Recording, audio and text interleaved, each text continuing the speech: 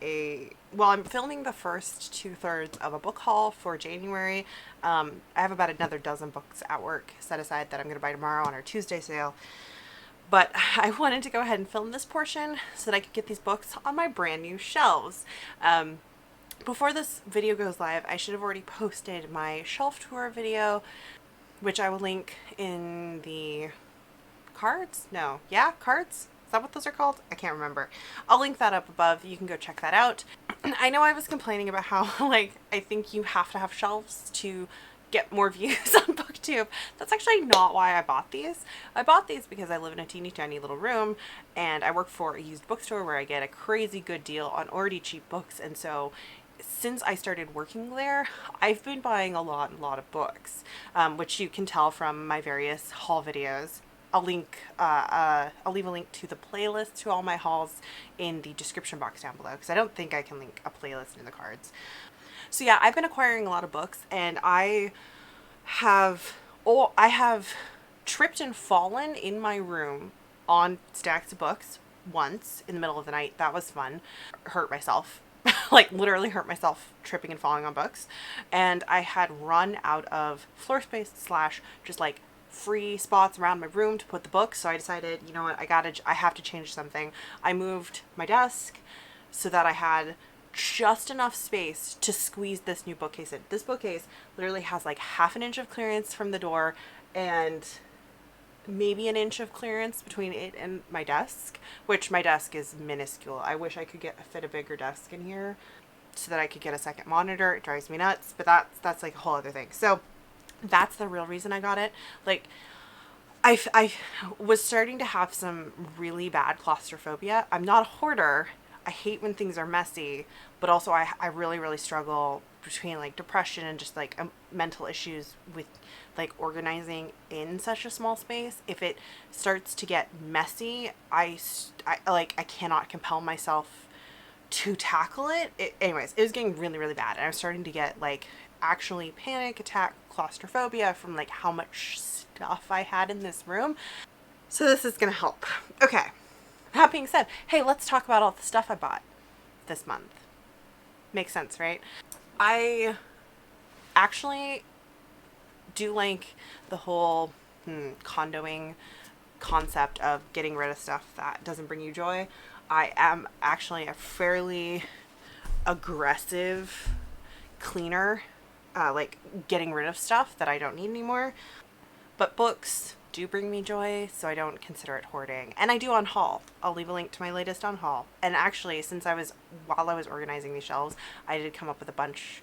I've got another stack going already for another on haul. So that's cool. I was also able to bring in a bunch of, you know what, I shouldn't be talking about the shelves. You're here for a book haul, so let's talk about the book haul. Okay, we'll start with the mass market paperbacks. I picked up 2 more Brian Jakes books because we had a bunch of really nice ones come in. I got a copy of Redwall, which I don't think I own. I know I own a copy of Mossflower, which is up there, I think, but I don't have a copy of Redwall itself. And this one has a really good, I think Martin the Warrior is in this one, and it has a really good puzzle mystery in it, so it is one I want to reread. And I also got a copy of Pearls of Lutra, which I don't super remember, except that it's about an otter and there's a bunch of pearls they have to go find. Anyways, it was in pretty decent it was in pretty decent condition. It's definitely been read once or twice, but I decided to go ahead and pick it up because I knew I didn't own it.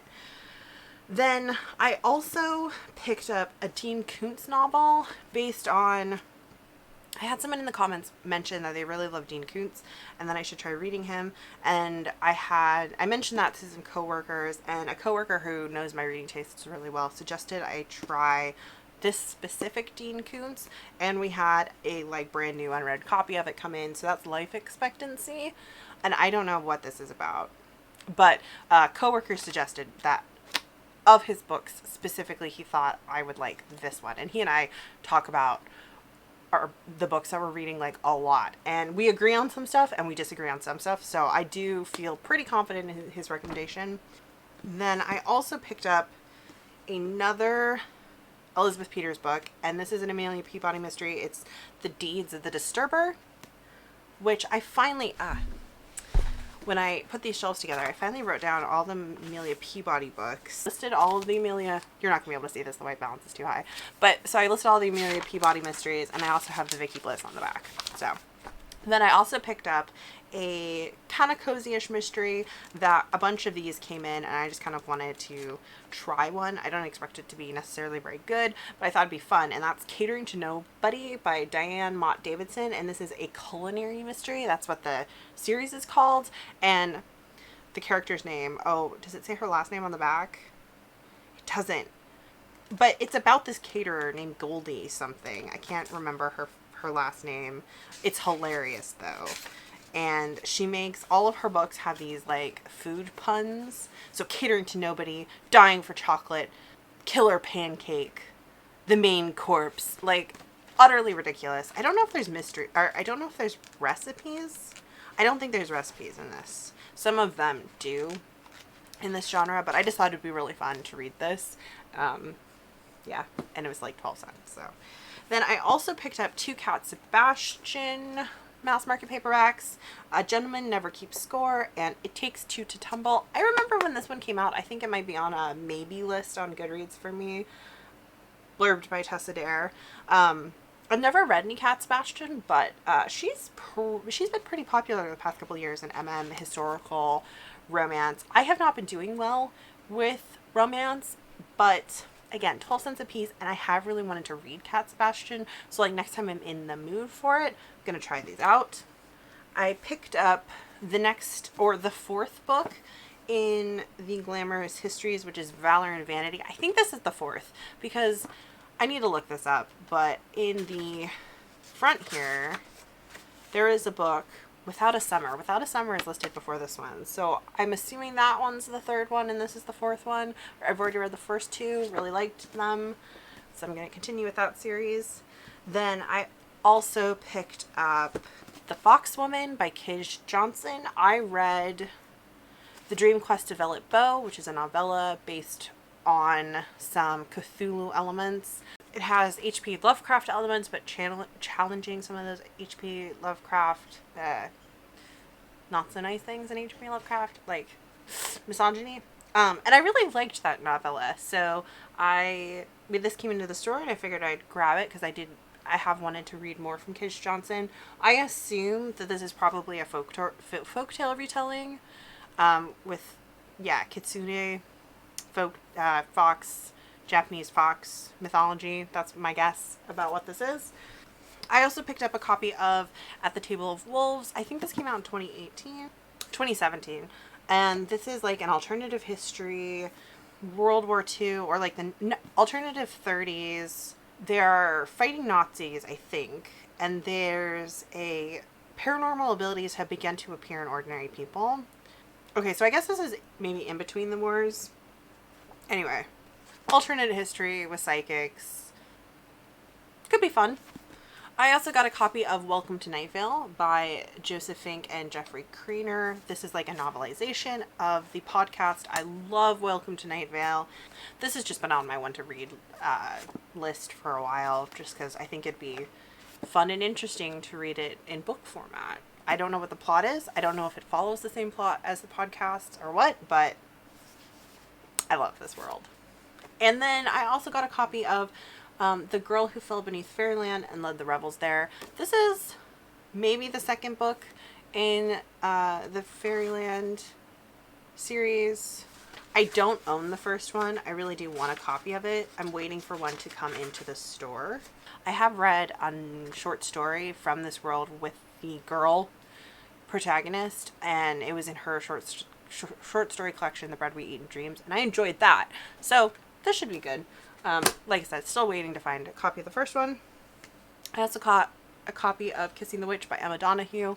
I think this is a bunch of short stories, interconnected short stories by Emma Donoghue based on fairy tales, and I think Maya read this, and like this might have been on like her best of 2019 list, and I first heard about it I think from Jen Campbell years ago, because obviously she reads a lot of books about fairy tales, and I do love fairy tale short story collections, and I love single author interconnected short story collections, so went ahead and grabbed this.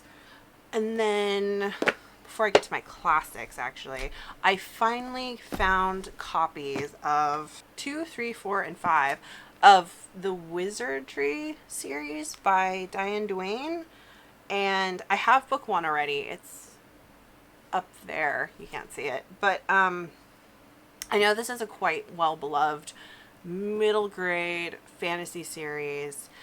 I had my friend Gav recommend it to me. They like explicitly thought I should read it because I mentioned I wanted to read more kind of classic, older, middle grade fantasy series that I hadn't read as a kid.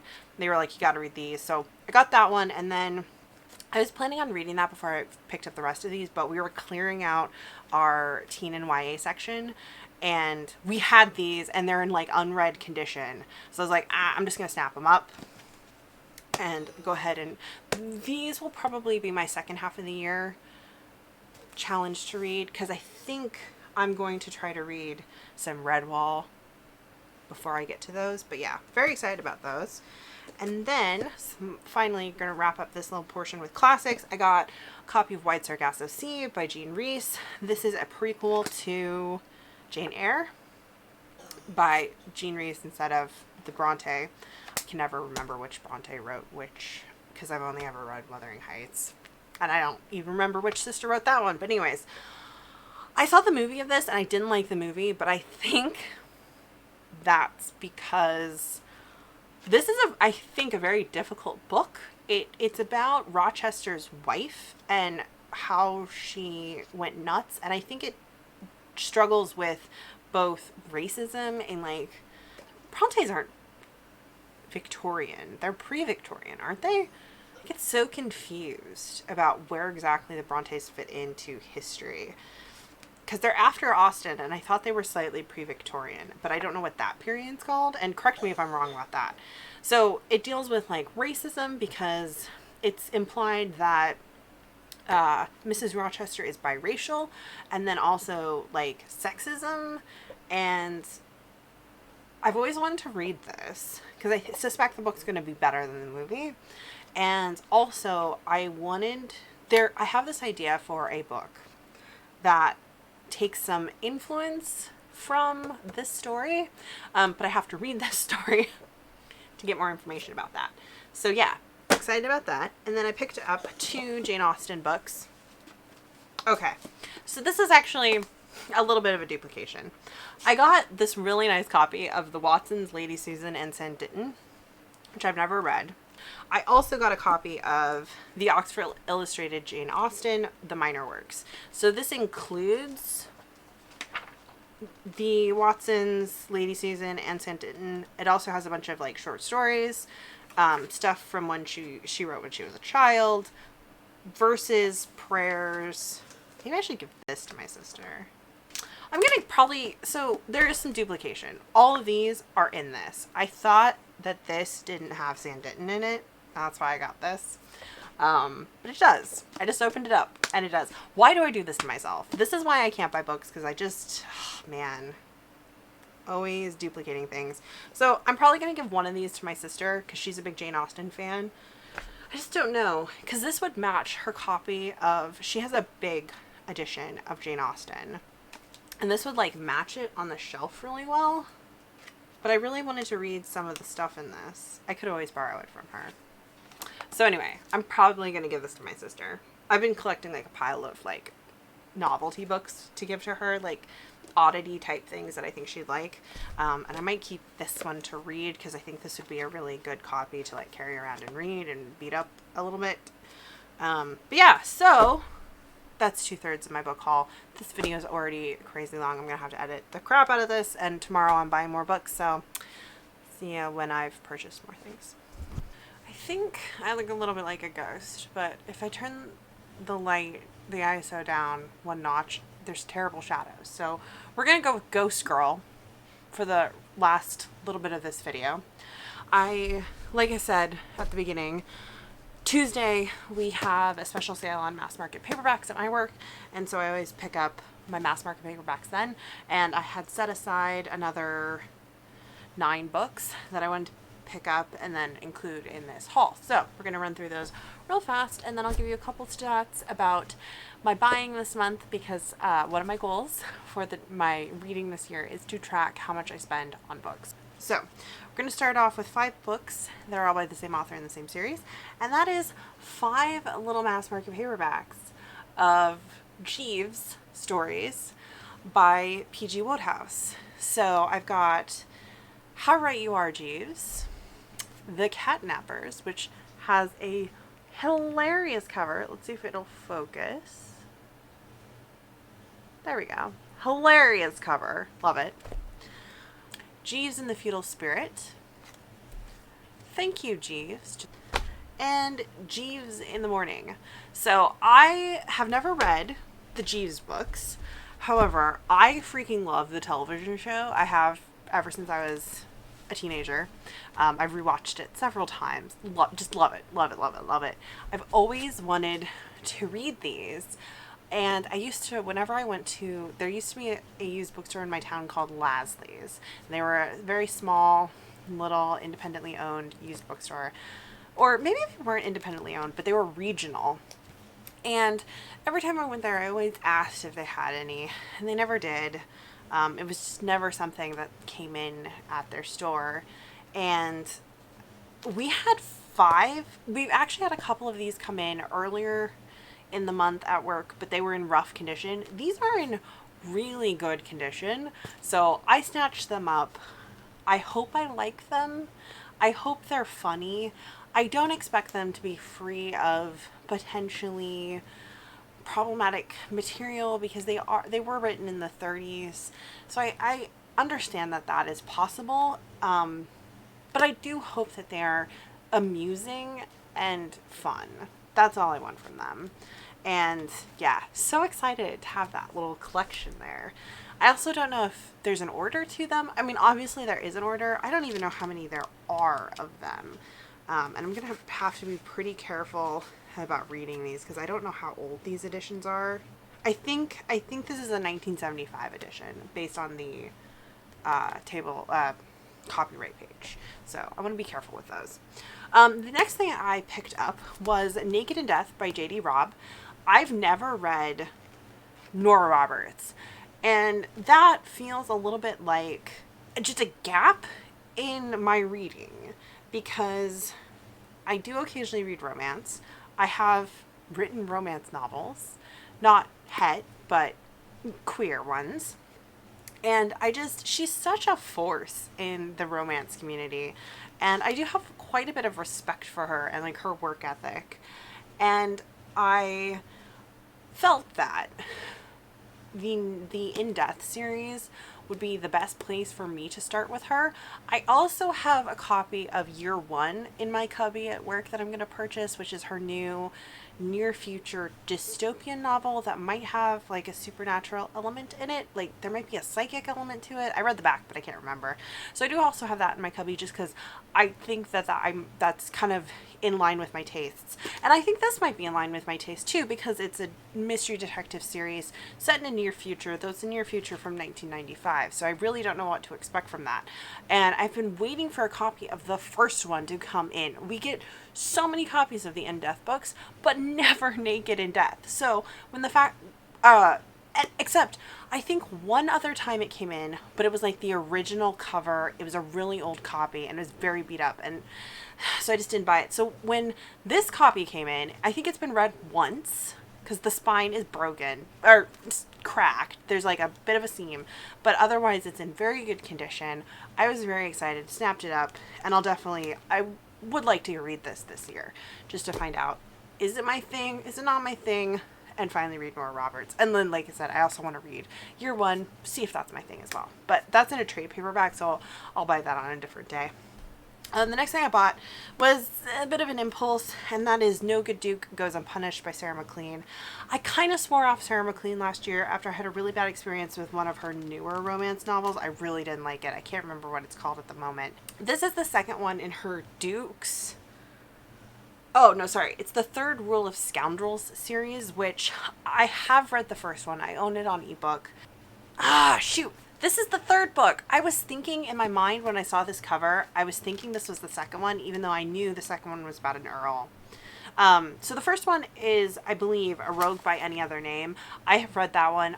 It was like the second real historical romance I read. And I thought it was pretty good. It wasn't like the best thing I'd ever read, but it was entertaining.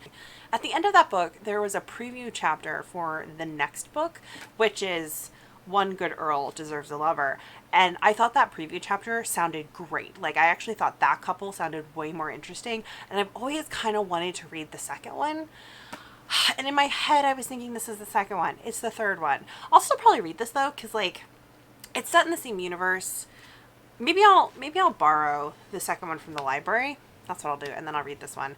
Because I think I've heard Sarah McLean talk about this book series back when she had just released the fourth book, and I really appreciated the historical research she did into these characters, some of the basis she used for the romance characters, and the fourth one is a very interesting book, or at least it always sounded like a very interesting book. So this is kind of like, this is a quartet I've always kind of low-key been interested in, even though I have not always gotten along with Sarah McLean.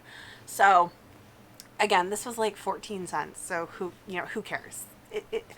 I'll read it when I'm in the mood for some historical romance, and hopefully it'll be entertaining. Okay, the next thing I got was a copy of The Forgotten Beasts of Elde by Patricia A. McKillop. I have read a short story by McKillop. I think there was a unicorn short story from her in the unicorn anthology I read last year. I didn't get along with the anthology, but I had nothing wrong with her short story. I think she had a story in that. I think it was Patricia McKillop. It was, like, I'm almost positive. I know she is kind of one of those classic fantasy authors, especially of like some YA-ish type stuff, which I think is what this is based on the binding. It looks like kind of early YA. I think it's about a girl who raises magical creatures and then like a baby's brought to her.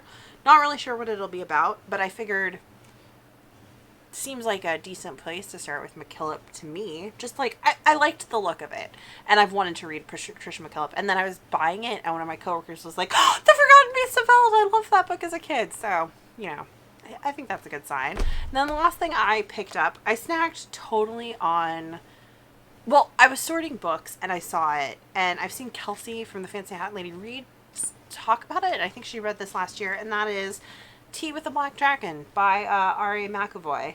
And I think Kelsey enjoyed this. I think she found it like entertaining because, I mean, look at that cover. It's a little dragon drinking tea. It looks adorable, and it's just like a short little fantasy novella, really, from 1983. No idea what it's about, but we'll see. Just gonna add it to the collection of, things to read when I need a light little book to just amuse myself with. That's kind of how I look at stuff like that. Especially when someone whose tastes I trust has also read it. So that's everything I've purchased this month. I can't pick up all the stuff. I can only pick up the stuff I purchased just today. This was the extra stack I added on because I've already put everything else on the shelves.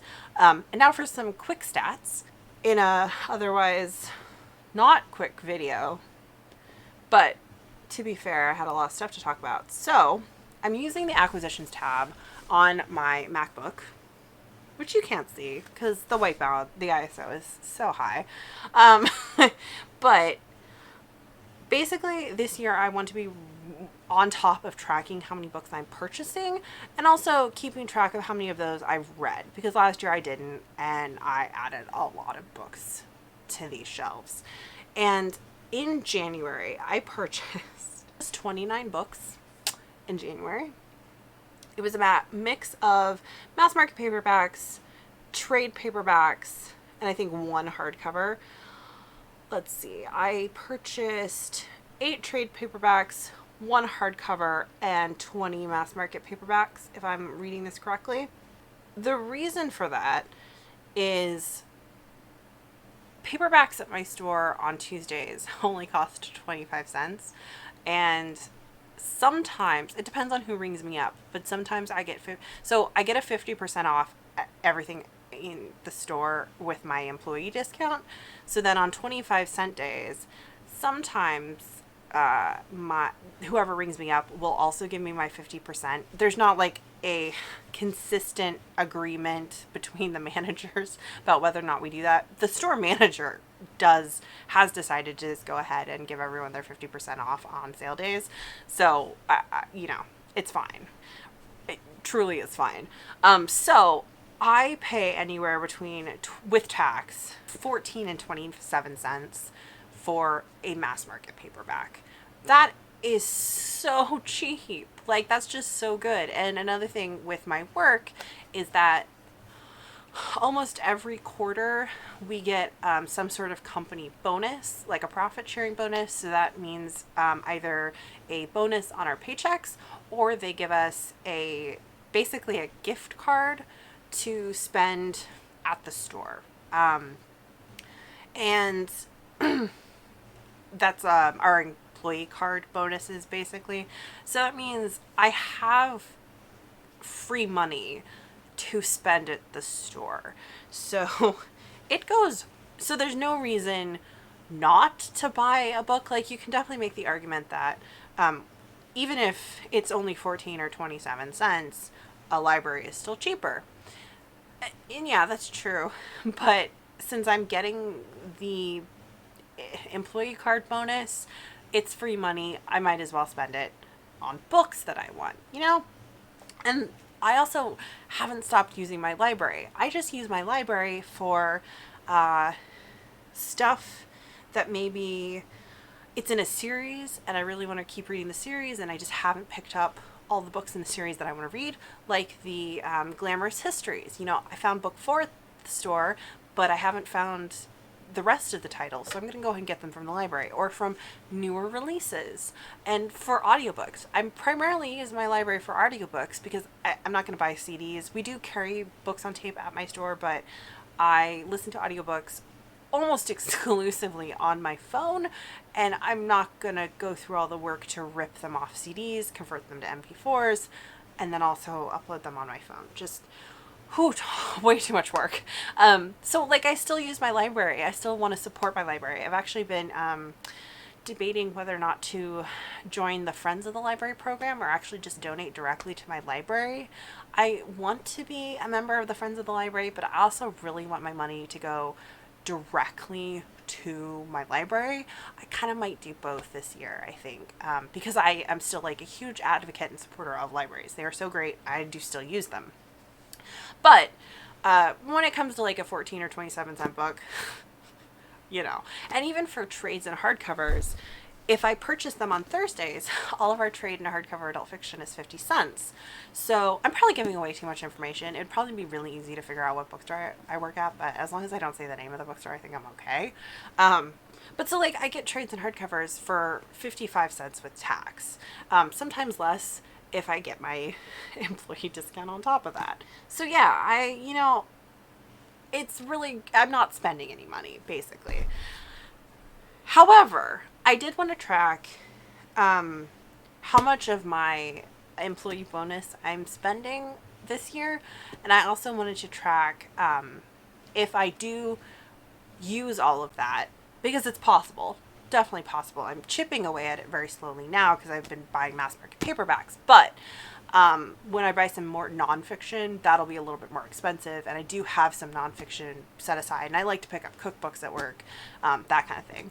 Or I've got some medieval history books and stuff that I've been picking up for book research, that kind of thing. So I'll definitely go through it, and once I go through it, I do want to be keeping track of how much of my own money I'm spending there. I really wish I had done that last year, but whatever, you can only move forward.